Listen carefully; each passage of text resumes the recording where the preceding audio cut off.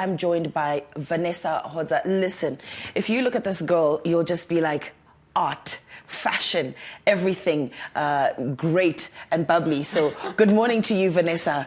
Good morning, Miss Marisa. How are you? I'm very, very good. Thank you. Today we're discussing everything fashion, and I'm really intrigued by your kind of palette for fashion. A lot of people may not understand certain things, but you have come to understand what you were born to do. Right. And I want you to talk us through that. Okay.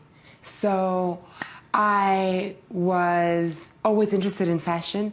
When I was maybe 10 years old, I sat my parents down and I told them, I know exactly who I want to be. I know exactly what I want to do. I want to be a fashion designer.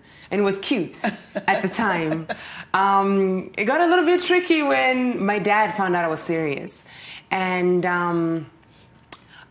every choice that I made, from the high school that I went to the college that I went to, and the different courses that I took, were to lead me to the place where I can express myself through this way, and I can help other people to find a way to express themselves in this way as well.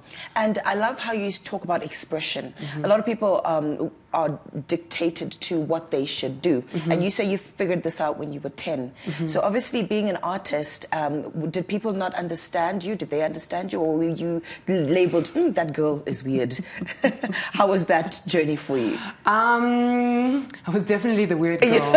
I was definitely the weird girl, especially in high school, I would say. Because I think my high school friends would be like, can we preview the outfit before the event? Before you come. Before you come. Because it was either going to be, I'm the best dressed person, or no one understands what's going on. And they were a little bit anxious about it. But I think in life, as well as with growing, with also refining my taste and growing my talent, I then realized that it's part of the process. Yeah. So I always say you can't become a fashion icon without making fashion misses. That's it. And you have to be willing to take that risk. Yeah. But I think I always had a strong sense of who I am, and that helped me to kind of navigate that space. And it's absolutely helping you now, because understanding you're a lot more mature now. And I understand you're in Italy. Yes. Oh, goodness. That's like the country of fashion, isn't it? It is. It is. And Tell us about your experience there. I mean, what are you studying and what are you doing over in Italy? So I remember my first culture shock arriving to Italy. Because as an artist, culture is a big part of what you do. Yeah. And one of my biggest culture shocks when I got there was how people dress. People in Italy get dressed to look good, to look fabulous all the time. All the time. Even on a day. On a daily basis. There's even this trend about Milanese old women. They'll be old granny dressed head to toe in designer, looking fabulous, makeup done, well into their 70s and 80s. Wow. And it's an Italian culture to put on your best every single day. And I think that's an attitude that I wanted to influence my fashion. So I went there to study. I study fashion design at Polimoda, which is the highest ranked fashion school in Italy and top 10 in the world. That's brilliant. Vanessa, look, I've seen some of your designs, and actually we do have this beauty, and what you are wearing is absolutely gorgeous. Thank you so much. Did you make that on your own? I did. So this outfit here, we have the skirt. It's from my Anyai collection. This it's like a sweater that you have, with all of this hand beadwork and knitwear. Gorgeous, guys. I mean, that was done as well. So I did a lot of the knitwear by hand on a linear machine, and the beadwork is also by hand with real gemstones. Oh, wow. So that's why it's so heavy. Yes, because I'm thinking, okay, for me, I would look at this and I'm like, okay, would I wear this? Because it's really, really heavy. Yes. So when you do your designs, are you making, what is your end goal when you start thinking of a design from the start? So it depends on what I'm designing for.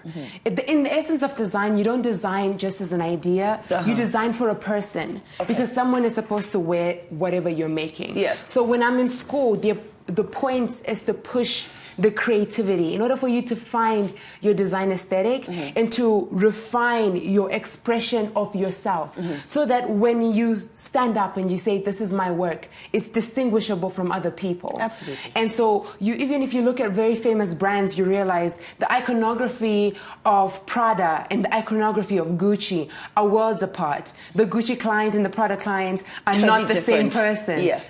And so in the same way, in order for you to have a distinct taste, you need to push the bounds of your creativity. And so the kinds of items that I make at the present moment are an exercise in defining my voice as a designer. Okay, that's brilliant. And in the future, I can then tailor make and I can shift according to who my clients are and what their values are and what we're trying to achieve together. Right, and obviously the environment that you are in as well. course. So you have a fashion brand that you've started. Yes. What is it? So my brand is called Vanho. Vanho. Yeah, that's right, like Van Gogh. Okay, but with an Vanho. H. Yes. And I actually had this name since I was in high school. Okay. And my goal is to get people to dress for the occasion every day. I think we have a culture locally where it's, clothes for the wedding, clothes for bridal, clothes for an function. interview, clothes for work, but the everyday is not enough of an occasion. And I want to design so that people can look at the everyday and see, okay, what I wear can be the occasion. And I want to make pieces that have quality, that are durable, that are versatile, so that you build a wardrobe that expresses you very well, no matter what you pick out of your closet. Okay, and sometimes we talk about, which is fantastic, I love that, we talk about affordability. Yes. Because I know with design and stuff, you can buy a piece, it's $700 US. So you think, I can't afford that. Right. But every day I want to look the part. How are you helping the community with that? Just as our last question, how are you kind of helping that situation if the one who can't afford $700, want to look snazzy every day? So, I can give advice. Absolutely, I can give advice in this area. I'm a student, for example. I can afford to buy all of the brands that I would like to buy. Okay. And so thrifting is a very good way to look the part without spending Too much. Okay. And the beauty of it is that it's sustainable. No waste, no additional waste is created, no damage to the environment is made. And sometimes, in my closet specifically, a lot of my best clothes are pre-loved. Oh, right. But as a fashion designer, how are you going to design something for me that I can afford? Are you putting in an allowance for that on your line? I think my direction is definitely going to be ready to wear in like a luxury resort kind of way. I see. From a business point of view, that's what will probably make sense because I'm niche market rather than mass market. Absolutely. Yeah. Right. Okay, excellent. Vanessa, we've run out of time. But where do we find you on social media if you want to look at some of your work? If you want to look at me and see what I do as a creative, you can find me at Vanessa Hodza _. So it's Vanessa _Hodza on Instagram. Okay. And that's my name on most of my On social all your medias social media because handles. that's my full name. Okay. And for my fashion brand for Vanho, it's vanho.studio. On Instagram. Okay, vanho.studio on Yeah. Instagram.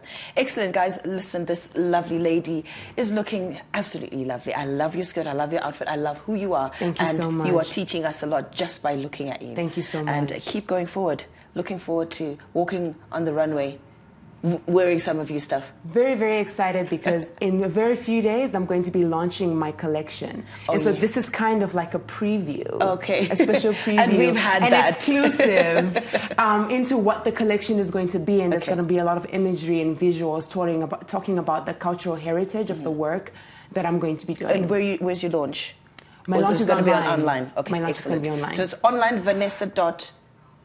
Vanho, actually. Vanho.studio. Okay, excellent. Konapo Ipapo ba ZTN Prime, DSTV channel 294, the place to be.